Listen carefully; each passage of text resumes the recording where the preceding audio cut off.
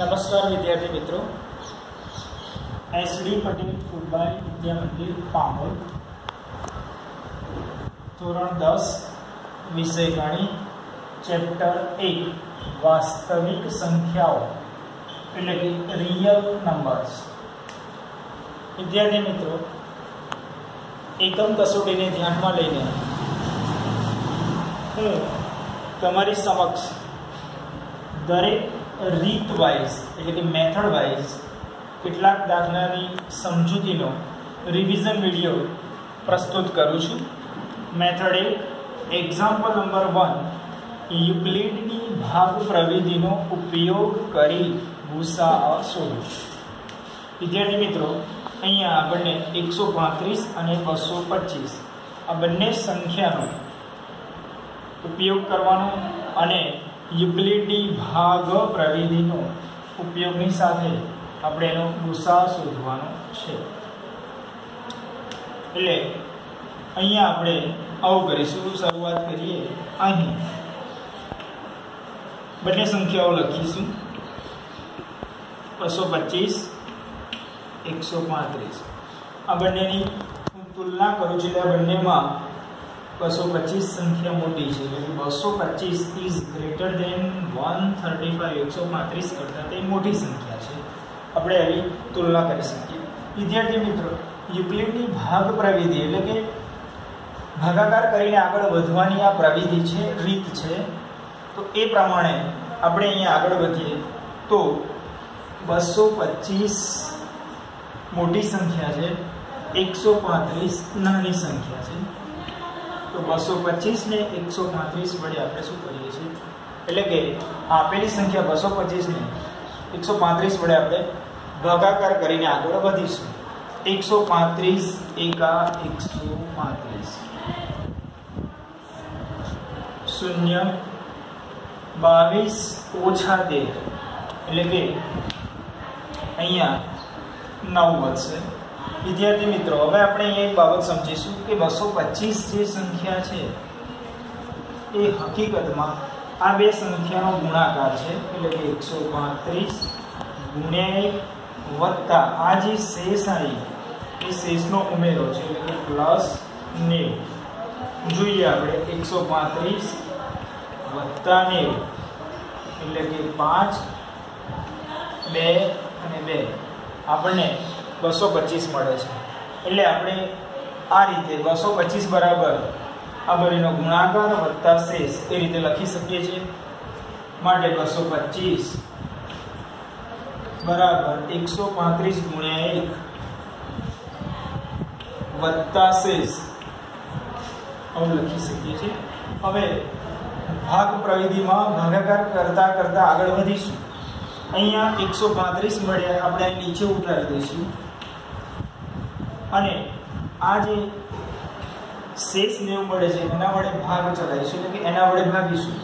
એટલે 135 90 વડે ભાગાકાર કરીએ એટલે 90 એકા 90 5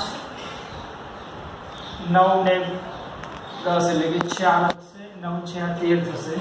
90 ગુણ્યા 1 વત્તા આપણી આ શેષ 45 મળશે। અહીંયા આપણે 90 ને નીચે ઉતારી દઈશું। 90 બરાબર હવે એને 45 વડે ભાગીશું। 45 દુ 90 શેષ આપણને 0 પ્રાપ્ત થશે। 45 ગુણ્યા 2 અહીંયા આપણને 0 શેષ મળે છે। અહીંયા શેષ આપણને 0 મળી ગયો। યાદ રાખો વિદ્યાર્થી મિત્રો, ભાગ પ્રવિધિમાં જ્યારે આપણને 0 શેષ મળે તો તેનાથી ઉપરની સંખ્યા એ તમારો ભૂસા ગણી શકાય, અથવા બીજી રીતે સમજવું હોય તો જે સંખ્યા વડે ભાગાકાર કરતા શેષ 0 પ્રાપ્ત થતી હોય તો તે સંખ્યા તમારો ભૂસા કહી શકાય। અહીંયા 45 ને ભાગાકાર કરતા એટલે કે 90 ને 45 વડે આપણે ભાગીએ છીએ તો શેષ શૂન્ય મળે છે, માટે 45 એ આપેલ આ બંનેનો ગુસા ગણી શકાય। માટે આપણે અહીંયા લખીએ કે ગુસા 135 225 બરાબર કેટલા મળશે આપણે 45 મળે છે।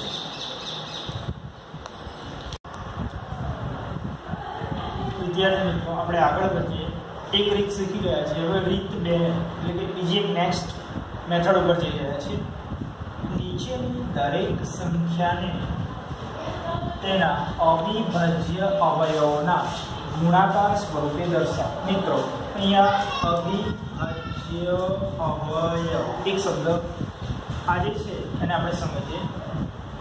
આને આ રીતે સમજી શકાય કે અવિભાજ્ય અવયવ, અવિભાજ્ય સંખ્યા એવી સંખ્યા કે જે માત્ર ને માત્ર 2 જ અવયવ ધરાવતી હોય। એક એ પોતે, નંબર 2 1। દાખલા તરીકે 11 છે તો આ સંખ્યાને માત્ર 2 અવયવ મળશે, એક પોતે 11 અને 1। તો માત્ર 2 જ અવયવ ધરાવતી સંખ્યાને આપણે અવિભાજ્ય સંખ્યા તરીકે ઓળખીએ છીએ। તો આપણે આવા જ અવયવ પાડવાના છે।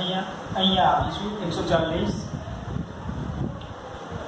140 ને આપણે સૌપ્રથમ 2 વડે ભાગીએ તો આપણે આવું લખી શકીએ।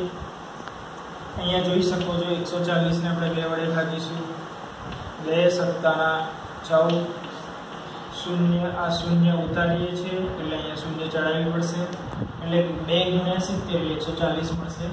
અહીંયા આપણે અવિભાજ્ય અવયવ પ્રાપ્ત થયો। હવે આપણે આના ભાગ પાડીશું એટલે આગળ વધીએ, ફરી એને 2 વડે ભાગીશું એટલે કે 70 જે છે એને હું 2 વડે ભાગીશ તો 2 તરી 6, 1 વધ્યા ઉપરથી 0 ઉતારું છું એટલે 2 × 5 = 10 શૂન્ય એટલે કે 35 × 2 એટલે આપણને 70 મળશે। હજુ પણ આ અવિભાજ્ય સંખ્યા છે પરંતુ અહીંયા 35 જે છે એના ભાગ પડે છે એટલે એને હજુ અવિભાજ્ય સ્વરૂપે આગળ વધારીશું। અહીંયા આપણે જોઈ શકીએ છીએ કે 35 જે છે એને આપણે 3 વડે નહીં ભાગી શકીએ, 2 પછી 3 અને 2 વડે ભાગી શકાતા નથી। હવે આપણે 3 ઉપર જઈએ, 5 હોવાથી એકમના અંક ઉપર એટલે 3 વડે ભાગી શકાતા નથી એટલે 35 જે છે એને હું 5 વડે ભાગવાનો પ્રયત્ન કરીશ, 5 × 7 = 35 એટલે અહીંયા 5 અને 7।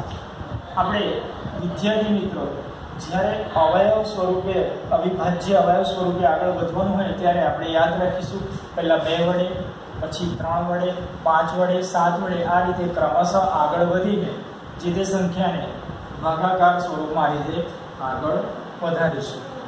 હવે આપણે જોઈ શકીએ છીએ કે 140 જે છે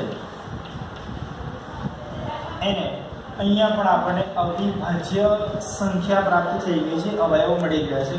આગળ એના ભાગ પડી શકતા નથી એટલે આપણે અહીંયા અટકી જઈશું અને આ રીતે લખી શકાશે 2 × 2 × 5 × 7। અહીંયા 2 વખત આવે છે એટલે કે ઘાત અને ઘાતાંકના નિયમ અનુસાર આધાર સરખો તો ઘાતનો સરવાળો એટલે કે 1 + એટલે 2 × 5 × 7 એટલે કે 140 = 2 નો વર્ગ × 5 × 7 લખી શકીએ છીએ અને એનો ગુણાકાર પણ 140 આપણને મળે છે। અહીંયા આવીશું વિદ્યાર્થી મિત્રો 156 એને અહીંયા આપણે પહેલા 2 વડે ભાગીશું, 2 × 7 = 14, 1 ઉપરથી ઉતાર્યા 6, 2 × 8 = 16। એનો મતલબ કે એને 2 વડે ભાગ્યા તો 78 × 156 મળશે। અહીંયા 2 મળ્યા છે। હવે આના ભાગ પાડવાનો પ્રયત્ન કરીશું આપણે। 78 જે છે એને 2 વડે ભાગવું, 2 તરી 6, 1 વધ્યા ઉપરથી ઉતાર્યા 8, 2 × 9 = 18 એટલે કે 39 દુ 78 મળશે. અહીંયા આપણને અવિભાજ્ય સંખ્યા મળી ગઈ. 39 ની વાત કરીએ વિદ્યાર્થી તો એને આપણે ભાગાકાર સ્વરૂપે આગળ વધીએ. અહીંયા એકમનો અંક 9 હોવાથી આપણે 2 વડે નહીં ભાગીએ, 3 વડે પ્રયત્ન કરીએ. 3 એકા 3, 0 ઉપરથી ઉતારે 9, 3 તરી 9, એટલે કે 13 અને 3 અથવા 3 ગુણ્યા 13 એટલે 39 મળે છે. આપણે અહીં જોઈ શકીએ છીએ કે આ 3 અને 13 એ પણ અવિભાજ્ય સંખ્યા છે. હવે આગળ એના ભાગ પડી શકતા નથી, એટલે કે અવિભાજ્ય સંખ્યાઓ આપણને પ્રાપ્ત થાય છે. એટલે કે આપણે એવું લખી શકીએ 156 બરાબર 2 ગુણ્યા 2 ગુણ્યા 3 ગુણ્યા 13. અહીંયા 2 વખત આવે છે એટલે 2 નો વર્ગ ગુણ્યા 3 ગુણ્યા 13. તો આ રીતે આપણે એને અવિભાજ્ય અવયવના ગુણાકાર સ્વરૂપે આપણે લખી શકીએ છીએ. મેથડ 3, નીચે આપેલ પૂર્ણાંકોના અવિભાજ્ય અવયવની રીતે ગુસાઅ અને લસાઅ શોધો. અહીંયા 2 ઉદાહરણ એટલે કે મીન્સ 2 એક્ઝામ્પલ દ્વારા આ મેથડનો આપણે અભ્યાસ કરીશું. 12, 15 અને 21, 17, 23 અને 39. અહીંયા આપણે 12 આને છે ને વિદ્યાર્થી મિત્રો 2 વડે ભાગીએ 2 છંગ 12 થશે. એટલે હવે અહીંયા આપણને આ અવિભાજ્ય અવયવ પ્રાપ્ત થઈ ગયો. હવે 6 ના ભાગ પાડીએ. હું 2 વડે ભાગ ચલાવું તો 2 તરી 6 મળશે.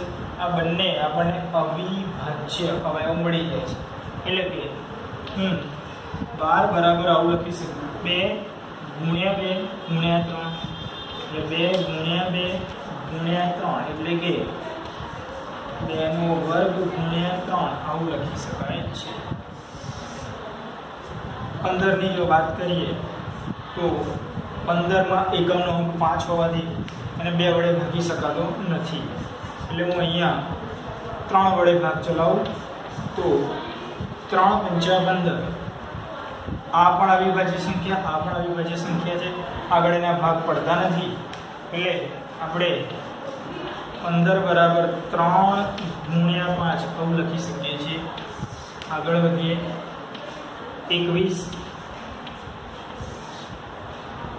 જે છે એની જો વાત કરીએ તો એ એકમનો અંક 1 છે, માટે 2 વડે ભાગી શકાશે નહીં. એટલે હું 3 વડે ભાગું તો કે ભાઈ 3 ગુણ્યા 7 એટલે 21 બરાબર 3 ગુણ્યા 7. આ રીતે આપણે અવિભાજ્ય અવયવ પ્રાપ્ત થાય છે.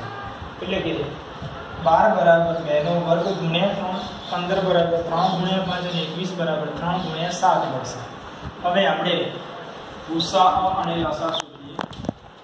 ગુસાઅ કોનો તો કે ભાઈ 12, 15 અને 21 એટલે હું આવું લખીશ 12, 15 અને 21. વિદ્યાર્થી મિત્રો અહીંયા આપણે જોઈશું ત્રણેય સંખ્યાને આપણે ધ્યાનમાં લઈશું. હવે ત્રણેય સંખ્યામાં સામાન્ય હોય તેવો અવયવ શોધી કાઢો. 3 અને 3 એનો મતલબ ગુસામાં સામાન્ય હોય તે અવયવ લખવાનો. હવે અહીંયા જુઓ 7, 5 અને અહીંયા 2 નો વર્ગ એટલે કે 2. અહીંયા 7 છે, અહીંયા નથી, અહીંયા 5 છે, અહીંયા નથી, અહીંયા 2 છે, આ બાજુ નથી, આ બાજુ નથી. એટલે કે કહી શકાય કે આ બધામાં સામાન્ય માત્ર 3 છે. માટે આ ત્રણેય સંખ્યાનો ગુસા 3 થશે. ગુસા શોધતી વખતે હંમેશા ઓછી ઘાતને ધ્યાનમાં લઈશું. હવે આપણે લસા તરફ જઈએ. લસા 12, 15, 21.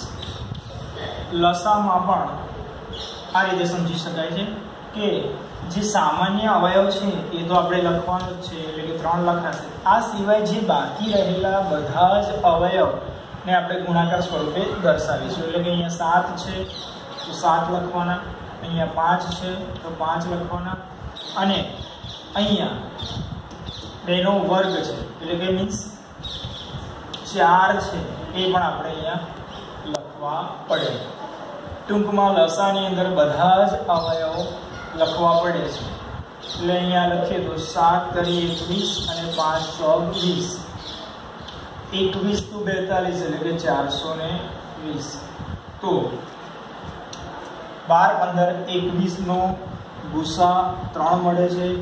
લસા 12 15 21 નો 420 મળે છે.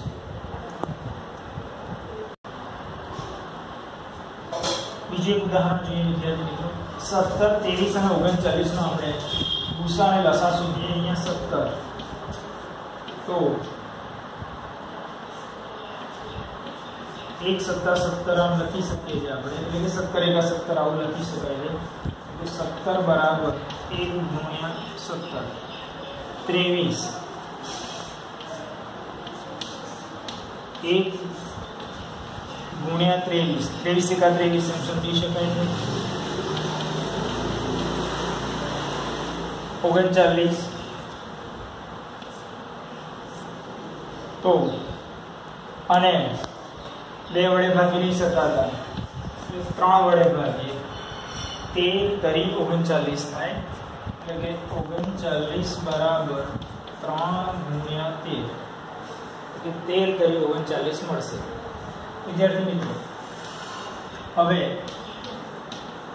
ગુસાઅ 17 23 39 ગુસા આપણે આગળ જોઈ ગયા છે તે પ્રમાણે બધામાં જ સામાન્ય હોય તેવી સંખ્યા શોધવાની. અહીંયા 13 છે, 23 છે, 17 છે, બરાબર છે. અહીંયા 1 1 અને અહીંયા 13 તરી 39 છે. એટલે અહીંયા ત્રણેયમાં સામાન્ય એક અવયવ મળે છે. અહીંયા 3 ગુણ્યા 13 ગુણ્યા 1 સમજી શકાય છે. એટલે અવયવ એટલે કે ત્રણેયનો ગુસા આપણને 1 મળશે. હવે આપણે લસા તરફ જઈએ તો કે ભાઈ લસા એટલે કે ભાઈ 17 23 અને 39 નો લસા શોધવા માટે વિદ્યાર્થી મિત્રો અહીંયા 17 23 3 અને 13 આ બધાનો ગુણાકાર કરીશું. હવે અહીંયા આપણે જોઈ શકીએ છીએ કે 17 ગુણ્યા 23 સાદું 14 વધી પડી 2 એકા 2 અને એકા 3 7 21 વધી પડી 2 3 એકા 3 ને 2 5 8 9 391 એટલે કે 17 અને 23 નો ગુણાકાર થયો. હવે હું 13 તરી 39 આ બેનો ગુણાકાર આપણને ખબર છે એટલે કે 391 ગુણ્યા 39 લઈ લઉં છું. 0 3 એકા 3 9 તરી 27 વધી પડી 2 3 તરી 9 વત્તા 2 એટલે કે 11 9 એકા 9 9 81 વધી પડી 8 9 તરી 27 27 ને 7 34 ને એકા 35 મળશે. એટલે કે 9 3 ને 1 4 7 ને 5 12 વધી પડી 1 3 ને 1 4 ને એકા 5 અને આ 1 એટલે કે આપણને જવાબ મળશે 15,249 એટલે કે 15,249 એ આ ત્રણેય સંખ્યાનો લસા મળે છે જ્યારે ગુસા 1 મળે છે. આગળ વધીએ વિદ્યાર્થી મિત્રો. રીત 4 નીચે આપેલ પૂર્ણાંકોની જોડીના ગુસા અને લસા શોધો અને ગુસા ગુણ્યા લસા બરાબર બંને પૂર્ણાંકોનો ગુણાકાર થાય છે તેમ ચકાસો. વિદ્યાર્થી મિત્રો અહીંયા આપણે સૌપ્રથમ ગુસા અને લસા શોધીશું. ત્યારબાદ આ સૂત્રનો ઉપયોગ કરીશું એટલે કે ગુસા અને લસા બંનેનો ગુણાકાર અને બંને પૂર્ણાંકનો ગુણાકાર એક સરખો થાય છે એમ આપણે ચકાસીશું. અહીંયા જઈએ 26 અને 91 26 જે છે એને હું 2 વડે ભાગું વિદ્યાર્થી મિત્રો તો 13 દુ 26 મળશે. આ બંને અવિભાજ્ય સંખ્યા છે એટલે હું 26 બરાબર આવું લખીશ 2 ગુણ્યા 13. હવે 91 ની વાત કરીએ એકમનો અંક 1 છે એટલે એને 2 વડે ભાગી નહીં શકાય, એટલે 3 વડે એને ભાગવાનો પ્રયત્ન કરીશ તો પણ એ ભાગી નહીં શકાય, 5 વડે ભાગવાનો પ્રયત્ન કરીશ તો પણ એને ભાગી નહીં શકાય. હવે હું 7 વડે એને ભાગીશ એટલે અહીંયા આપણે જોઈ શકીએ છીએ કે 7 એકા 7, 2 વધ્યા, ઉપરથી 1 ઉતારો, 7 તરી 21, એટલે કે આપણને અહીંયા 13 મળે છે. 91 બરાબર હું આવું લખી શકું છું 7 ગુણ્યા 13. આ આપણને અવિભાજ્ય અવયવ મળી ગયા, આગળ ભાગ પડતા નથી.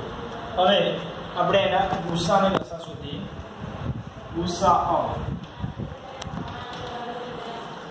26 અને 91 બંનેમાં જોઈ શકીએ છીએ વિદ્યાર્થી મિત્ર સામાન્ય અવયવ શોધી કાઢો. અહીંયા 13 છે, બંનેમાં સામાન્ય માટે આ તમારો ગુસા થઈ ગયો. હવે આપણે લસા તરફ જઈએ એટલે કે લસા 26 અને 91 બંનેમાં સામાન્ય હોય તે અવયવ તો લખવાનું જ છે. આ સિવાય અહીંયા 2 વધે છે એ લખી દો.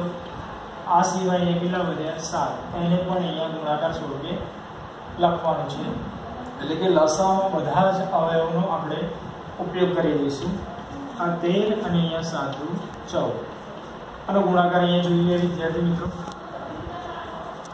13 ગુણ્યા 14 0, 3 એકા 3, 1 એકા 1, 4 તરી 12, વધી પડી 1, 4 એકા 4 ને એકા 5, 5 ને 3 8, 182 મળે છે.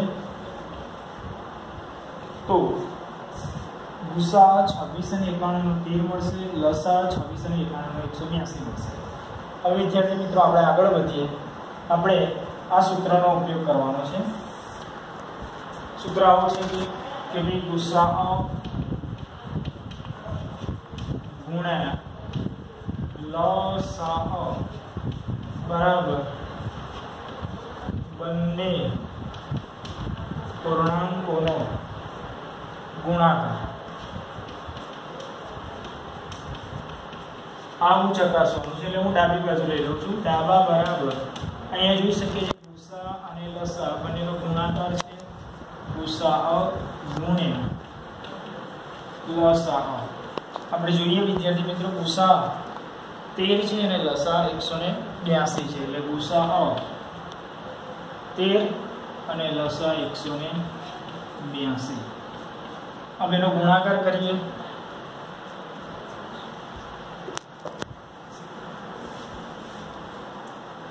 એકસો 82 ગુણ્યા 13, 0 2 એકા 2, 8 એકા 8, 1 એકા 1, 3 દુ 6, 8 તરી 24, વધી પડી 2, 3 એકા 3 ને 2 5, 6 4 ને 2 6, 8 ને 5 13, વધી પડી 1. અહીંયા 2366 એટલે કે 2366 એ આપણે ગુણાકાર મળે છે. હવે આપણે જમણી બાજુ જઈશું. જબા બરાબર બંને પૂર્ણાંકોનો ગુણાકાર.